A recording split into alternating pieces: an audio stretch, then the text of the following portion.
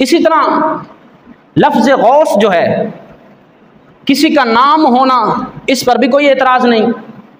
اگر یہ شرکیہ نام ہوتا تو میرے آقا کریم علیہ الصلوۃ والسلام کی بے شمار عادات میں سے ایک بہترین عادت کریمہ یہ تھی کہ اگر کوئی کافر، کوئی مشرک مسلمان ہوتا تھا اور دائرہ اسلام میں داخل ہوتا تو اللہ کے نبی علیہ الصلوۃ والسلام ہر چیز کے ساتھ ساتھ اس کا نام بھی دیکھتے تھے۔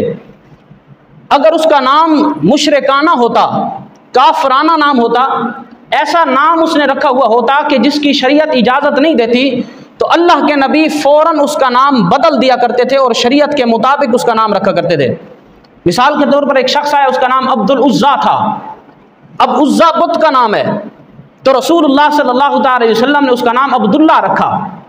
تو حضور علیہ السلام کی مبارک عادت تھی کہ اگر کسی شخص کا غیر شرعی نام ہوتا تو حضور فوراً اس کا نام بدل دیا کرتے تھے۔ اگر لفظ غوث غیر شرعی ہوتا تو میرے نبی کے متعدد صحابہ ایسے ہیں جن کے نام مغیث ہیں۔ مغیث کا مطلب ہوتا ہے مدد کرنے والا۔ غوث اور مغیث ان کا معنی اور ان کا ترجمہ ہم معنی ہے، قریب قریب معنی ہے۔ تو اگر لفظ غوث یا لفظ مغیث غیر شرعی نام ہوتا تو رسول اللہ صلی اللہ تعالی وسلم اپنے صحابہ کا نام فوراً بدلتے اور کہتے کہ یہ مشرکانہ نام ہے، اس کو بدلو اور اپنا نام عبداللہ یا عبد الرحمن یا کوئی اور نام رکھو جو شریعت کے تقاضوں کے مطابق ہو۔ تو میرے نبی صلی اللہ تعالی علیہ وسلم نے مغیث نامی صحابہ کے نام نہ بدل کر اپنی امت کو یہ پیغام دیا ہے کہ لفظ غوث اور لفظ مغیث یہ غیر شرعی نام نہیں، اس وقت جب بندے کا عقیدہ پختہ ہو اور عقیدہ یہ ہو کہ حقیقی طور پر مددگار اللہ کی ذات ہے، لیکن اللہ اپنے متقین، صالحین، نیک اولیاء کے ذریعے بھی اس امت کی مدد فرماتا رہتا ہے۔ تو لفظ غوث پر کسی قسم کا شرعی اعتبار سے کوئی اعتراض وارد نہیں ہوتا۔ حضور سید غوث اعظم رضی اللہ تعالیٰ عنہ اپنے وقت کے بڑے بڑے اولیاء میں سے آپ کا مقام سب سے بلند ہے، اور اعلیٰ حضرت عظیم البرکت رحمۃ اللہ تعالی علیہ نے لکھا فتاوی رضویہ شریف کے اندر کہ امام حسن عسکری سے لے کر امام مہدی تک جتنے بھی اولیاء آتے رہیں گے سب کے سردار کا نام حضور غوث اعظم عبد القادر جیلانی رحمۃ اللہ تعالی علیہ۔ اور حضرت غوث اعظم رضی اللہ تعالیٰ نے خود فرمایا کہ میرا قدم اولیاء کی گردنوں پر ہے، یعنی اس کا مطلب یہ حقیقی قدم نہیں، اس کا مطلب اور معنی اور مفہوم یہ ہے کہ جتنے بھی اولیاء ہیں جن کو بھی اللہ سرداری عطا فرماتا ہے، ولایت عطا فرماتا ہے، اللہ تبارک و تعالیٰ میرے ذریعے سے عطا فرماتا ہے۔ یعنی کوئی ولی اس وقت تک ولی نہیں بن سکتا جب تک غوث اعظم رضی اللہ تعالیٰ عنہ کی ولایت کا اقرار نہ کرے اور غوث اعظم کو مانے نہ۔ تو سیدنا عبد القادر جیلانی رحمۃ اللہ تعالی علیہ آپ کی بہت بڑی یہ شان ہے کہ اللہ تبارک و تعالی نے اولیاء میں سب سے بلند مرتبہ اور سب سے بلند رتبہ ان کو عطا فرمایا۔ اور ہم حضور غوث اعظم رضی اللہ تعالی عنہ کی کرامات تو سنتے رہتے ہیں کہ اللہ نے بڑے بلند رتبے عطا فرمائے، بڑا بلند مقام عطا فرمایا، لیکن اس کے پیچھے جو اولیاء کی محنتیں ہوتی ہیں ہم ان کو نہیں دیکھتے۔ اصل میں انہوں نے 40 50 سال تک اپنے آپ کو مٹا کر، اپنے آپ کو رب کی بارگاہ میں پیش کر کے، مجاہدات کر کے، محنتیں کر کے، رات دن ایک کر کے انہوں نے اپنے رب کو منایا ہوتا ہے۔ جب کوئی بندہ اپنے رب کا قرب حاصل کر لیتا ہے، اللہ تبارک و تعالیٰ کے احکامات پر صحیح طور پر عمل پیرا ہو جاتا ہے، پھر صحیح حدیث میں آتا ہے، بخاری شریف میں ہے، حضور علیہ الصلوۃ والسلام نے ارشاد فرمایا جب بندہ نوافل کے ذریعے اللہ فرماتا ہے کہ میرا قرب حاصل کر لیتا ہے، پھر میں بندے کو یہ مقام عطا فرماتا ہوں کہ اس کا ہاتھ بن جاتا ہوں جس سے وہ پکڑتا ہے، اس کے پاؤں بن جاتا ہوں جس سے وہ چلتا ہے، اس کی زبان بن جاتا ہوں جس سے وہ بولتا ہے، یہاں تک کہ وہ میرا بندہ مجھ سے جو کچھ مانگتا ہے میں اس کو عطا فرما دیتا ہوں۔ تو یہ اس وقت مقام حاصل ہوتا ہے جب بندہ محنت کرے، اپنے رب کو راضی کرے۔ حضور سیدنا غوث اعظم رضی اللہ تعالیٰ عنہ نے رات دن محنت کر کے اپنے رب کو راضی کیا، جب اللہ راضی ہو گیا تو پھر اللہ نے قطبیت اور غوثیت کا مقام عطا فرما دیا۔ آپ کی کہانی سچ سے شروع ہوئی۔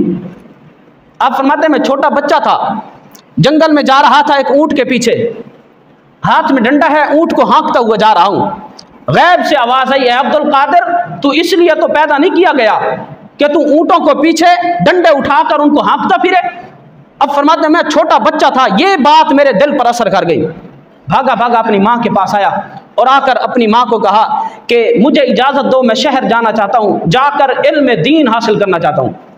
ماں نے کہا بیٹا تو ابھی چھوٹا بچہ ہے، کہاں جائے گا، اکیلا کہاں جائے گا، شہر جائے گا، کیسے علم دین حاصل کرے گا؟ بہرحال انہوں نے ضد کی اور کہا کہ میں یہاں سے جاؤں گا، دین کا علم حاصل کروں گا۔ اب فرماتے ہیں اس وقت میرے والد محترم کا وصال ہو چکا تھا، وراثت میں 80 درہم صرف تھے، صرف 80 درہم ہمارے پاس تھے۔ ماں نے ان کو آدھا آدھا کیا، آدھا میرے بھائی کے لیے رکھ دیا اور آدھا مجھے عطا کیا اور میرے کپڑوں کے اندر سی دیا۔ اور ان زمانوں میں کوئی اکیلا شہر نہیں جاتا تھا، قافلے جاتے تھے، کیونکہ راستے میں جنگل بھی پڑتے تھے، راستے میں آبادی بھی نہیں ہوتی تھی، پھر قافلے جاتے تھے، قافلوں کے ساتھ لوگ شہر کی طرف سفر کیا کرتے تھے۔ جب قافلہ چلا تو ماں نے دعائیں دی اور دعائیں دینے کے بعد آپ کو بھی قافلے کے ساتھ روانہ کر دیا۔ اب جب قافلے میں آپ روانہ ہوئے، چھوٹے بچے تھے، راستے میں ڈاکوؤں نے جنگل میں قافلے کو روک لیا اور قافلے کو لوٹا، جو کچھ تھا ان سے مال لے لیا۔ اب ایک ڈاکو حضور غوث اعظم، آپ بچے تھے، ان کے پاس سے گزرنے لگا اور پوچھا اے بچہ تیرے پاس بھی کچھ ہے؟ انہوں نے کہا ہاں میرے پاس 40 درہم ہیں۔ اب اس چور نے تلاشی لی، جیبیں دیکھی ہے تو کچھ نہیں بظاہر، اس نے تلاشی لی، اس نے کہا جھوٹ بولتا ہے تو؟ اس نے کہا میں جھوٹ نہیں بولتا، میرے پاس 40 درہم ہیں۔ اس نے دوبارہ تلاشی لی، جیبوں میں کچھ نہ پایا۔ اب اس ڈاکو کو، چور کو غصہ آیا، آپ کو پکڑ کر اپنے سردار کے پاس لے گیا اور کہا یہ بچہ ہمارے ساتھ مذاق کرتا ہے اور کہتا ہے کہ میرے پاس 40 درہم ہیں، ہم نے 3 مرتبہ تلاشی لی ہے، نکل کچھ نہیں رہا۔ تو اس چوروں کے اور ڈاکو کے جو سردار تھا اس نے کہا بچہ تیرے پاس ہے تو نکال کر دے۔ تو آپ نے کہا کہ میری ماں نے میری قمیض کے اندر وہ 40 درہم سیے ہوئے ہیں، آپ نے نکال کر اس کو دے دیے۔ جب آپ نے اس کو نکال کر دیے تو وہ ڈاکوؤں کا، جو چوروں کا سردار تھا، اس نے کہا بچہ تیری 3 مرتبہ تلاشی لی گئی، اگر تو چھپانا چاہتا تو چھپا بھی سکتا تھا، جھوٹ بولنا چاہتا تو بول سکتا تھا، اپنا مال چھپانا چاہتا، بچانا چاہتا، بچا سکتا تھا، تو نے چھپایا کیوں نہیں؟ اب دیکھو 6-7 سال کے ہیں آپ، عالم کیا ہے؟ آپ نے کہا کہ جب میں گھر سے چلا ہوں اپنی ماں سے وعدہ کر کے آیا ہوں، میری ماں نے مجھے ایک ہی نصیحت کی ہے، بیٹا زندگی میں کبھی جھوٹ نہ بولنا۔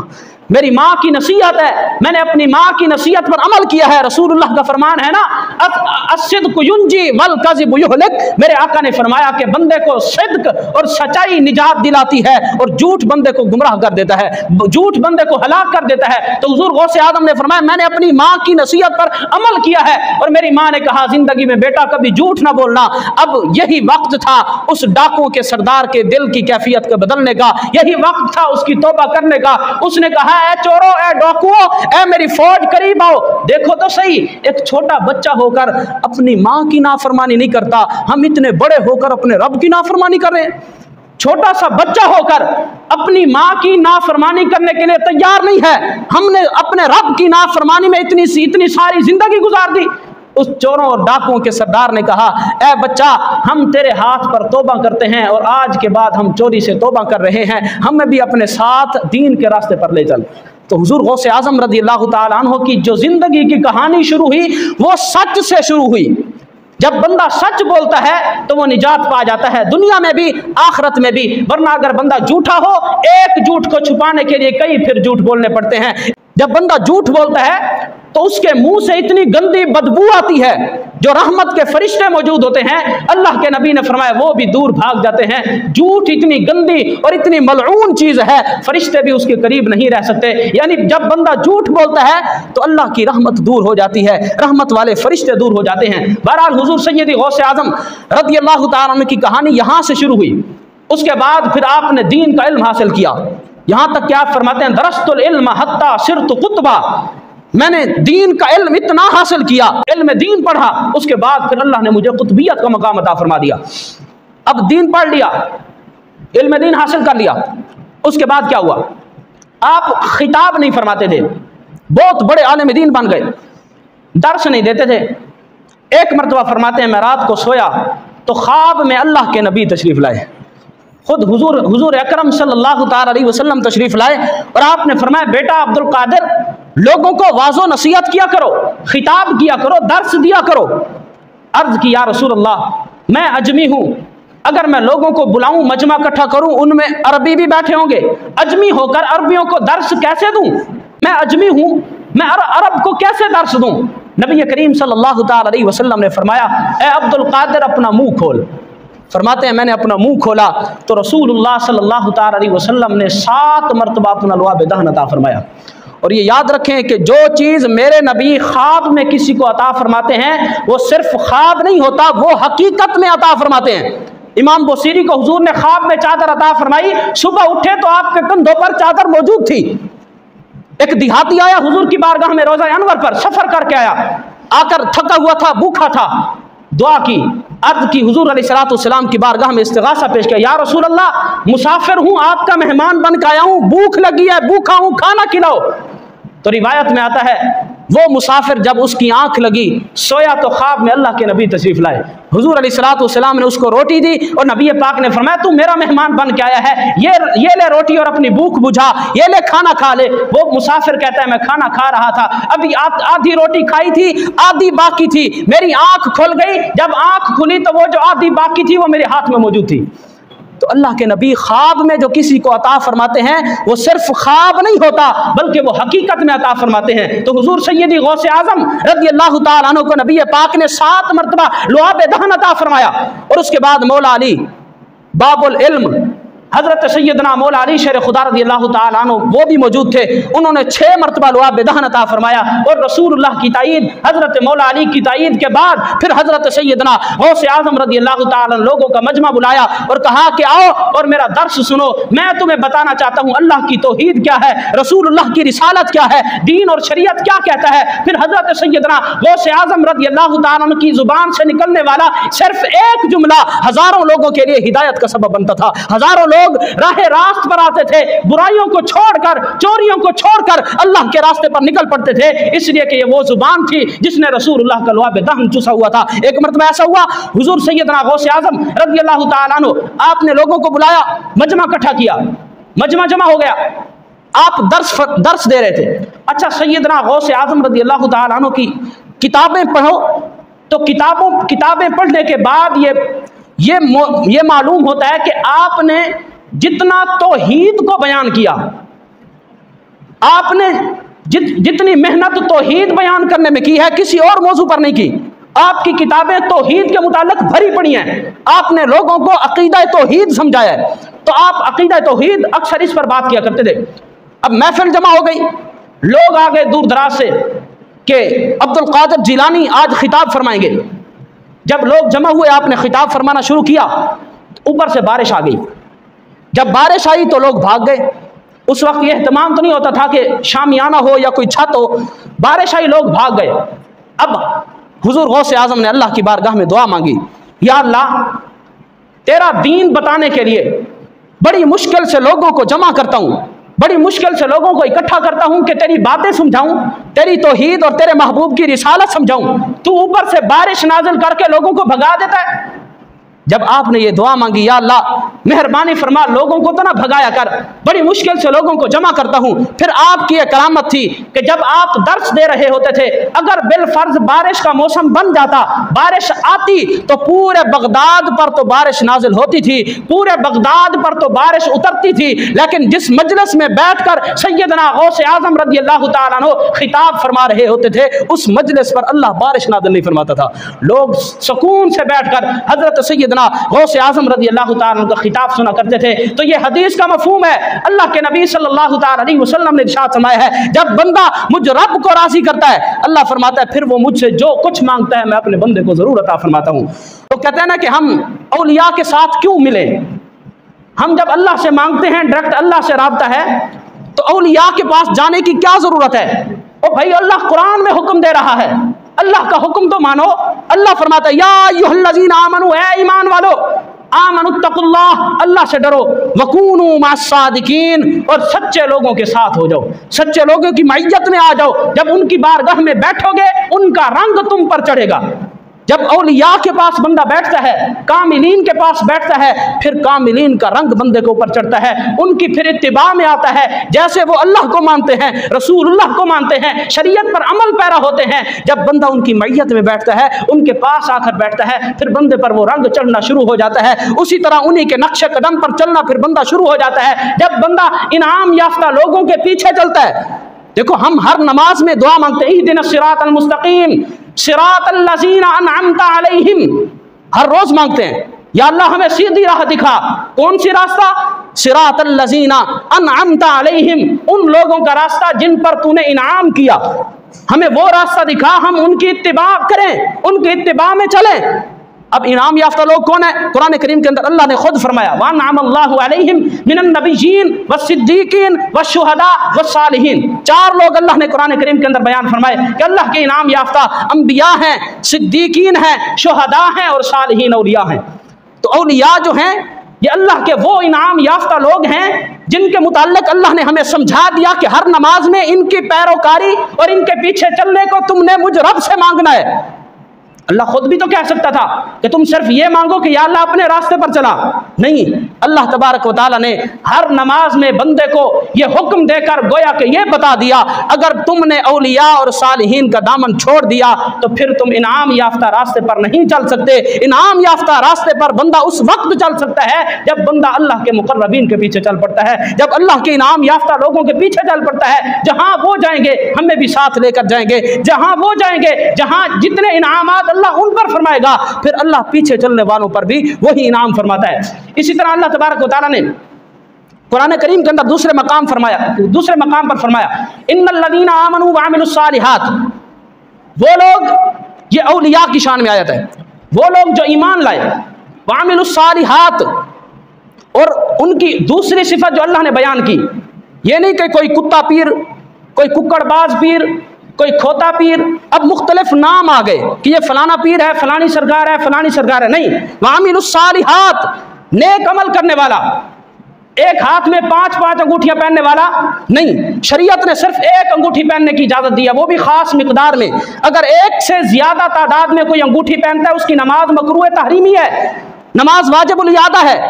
جس پیر نے اپنی بزرگی چمکانے کے لیے 10 انگلیوں میں 12 انگوٹھیاں پہنی ہوئی ہیں اس کی تو اپنی نماز نہیں ہو رہی، تو شریعت نے صرف ایک انگوٹھی، وہ بھی صرف چاندی کی، وہ بھی صرف 4.25 ماشا مقدار کی، صرف اس کی اجازت دی ہے۔ اگر کوئی اپنے آپ کو بزرگ کہتا ہے اور اس نے بال عورتوں کی طرح رکھے ہوئے ہیں، اب بال رکھنے کی کم از کم زیادہ سے زیادہ مقدار جو ہے کندھوں تک ہے، اس سے زیادہ شریعت اجازت نہیں دیتی۔ اگر اس نے بال عورتوں کی طرح رکھے ہوئے ہیں، عورتوں کی مشابہت اختیار کی ہوئی ہے، حدیث پاک میں تو یہ آتا ہے کہ فرشتے اور اللہ کی ساری مخلوق اس پر لعنت کرتی ہے۔ تو جن بزرگوں کو ہم اولیاء مانتے ہیں وہ قرآن کی روح سے مانتے ہیں، ان الذین آمنوا وعملوا الصالحات، جن کے اعمال صالح تھے، جن کے اعمال شریعت کے مطابق تھے، وہ کون ہیں؟ وہ غزالی زماں ہیں، وہ پیر مہر علی شاہ ہیں، وہ اعلیٰ حضرت ہیں، وہ حافظ جمال اللہ ملتانی ہیں۔ ہمارے بزرگ جو ہیں، ہمارے اولیاء یہ ہیں، یہ نہیں ہے کہ کوئی ڈبہ پیر آ جائے، کوئی اپنے آپ کو شریعت کا رنگ اپنے اوپر ڈھال کر اور بظاہر شریعت ہو اور اندر کچھ نہ ہو، ان کو ہم اولیاء نہیں مانتے۔ اولیاء وہ ہیں جن کی قرآن تائید کرتا ہے، جن کی میرے مصطفیٰ تائید کرتے ہیں، جن کا رسول اللہ صلی اللہ تعالی علیہ وسلم نے جن کے پیچھے چلنے کا حکم دیا ہے۔ ان الذین آمنوا وعملوا الصالحات، پہلی شرط یہ ہے ان کے اعمال صالح ہوں، وہ نیک ہوں۔ ان الذین آمنوا وعملوا الصالحات سیجعل لهم الرحمن ودا، جب نیک اعمال والے اولیاء ہوتے ہیں ان پر پھر اللہ کا انعام یہ ہے اللہ رحمان خود ان سے محبت کرتا ہے۔